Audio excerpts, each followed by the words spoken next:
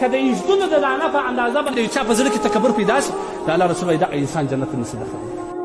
درېیمه غټه ګناه چې زموږ انسانان په اخته دي هغه تکبر دی. الله جل جلاله یو چا ته مال ورکړي، دولت ورکړي، یا یو په یو منصب یو چوکۍ باندې کښېني، درېیمه ورځ هغه سړی نه دی، سلام چې ور واچوې د سلام جواب نه درکړي، حتی حیران بس چې دا ته ولې رقم شو، یو رقم انداز کې به روان، یوه پښه به د بل سره ځي. د متکبر یوه علامه دا ده د پیسې به پر دا پوند باندې راکښته وي داسې به روان، دا د متکبرین علامه ده. پیسې کښته داسې روانېږي، بیا چې خدای ده ته یو موټر ورکړي، بیا غټ موټر واخلي، په یو رقم انداز پکې سپوري سړی چې وایي دا ټوله دنیا دته د یو حیوان په شکل کې ښکاري، یو لاس یې داسې په نیولي، دا سپوږمو ته یو باد ورکړی، کله چې یو موټر تېز ورسره تېر شي یو بڼ ورته ووایي ښکنځل ورته وکړي، کله چې یو مسکین یو څوک ورته ودرېږي یو خیرات ځینې غواړي دی ښکنځل ورته وکړي په بد الفاظ واړي. واوره ای د خدای بنده، د الله په نعمت باندې تکبر مه کوه، مې کوه تباه بسې.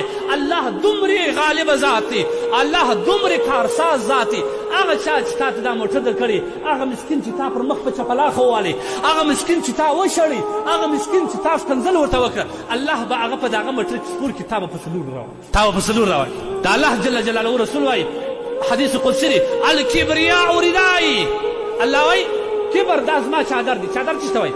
احرام په حالت کې یو چادر وي یو ایزار، دا الله وایي دا زما پټو دی، دا زما ایزار دی.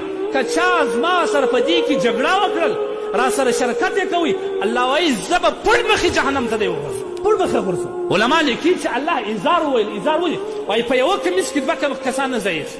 که یو سړی کوشش کوي چې په دوم کس د یو چا سره په کمیس نه نوځي، هغه سړی وایي الله وایي دا تکبر دا زما خاصیت دی، دا زما ایزار دی، په زما په خاصیت او زما په ایزار کې که د ځان نه ایستل وغواړم، الله وایي پړ مخې د جهنم ته غورځم. نن څونه انسانان تکبر.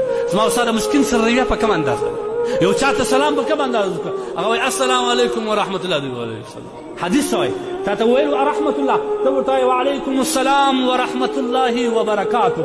دا د مؤمن خاصیت. روغبر د سره کوي لاس یو لاس په څه شي باندې ورکوي، څه شي دی دا ستا ملکیت دی، دا تا ابدي ساتلی خو دا اوس سیلابو کې د څونه انسانانو مالونه هلاک چې د ځان یې بل څونه ولاړه تباه او برباد شي. د الله رسول صلی الله علیه وسلم لا يدخل الجنة انسان في قلبه مثقال حبة من خردل. که د ایزدونو د دانه په اندازه باندې د یو چا په زړه کې تکبر پیدا شي، د الله رسول وایي دغه انسان جنت ته نشي داخلی. انا لله. خدای لپاره د کبر څخه پناه غواړئ، د تکبر او د لویي څخه پناه غواړئ.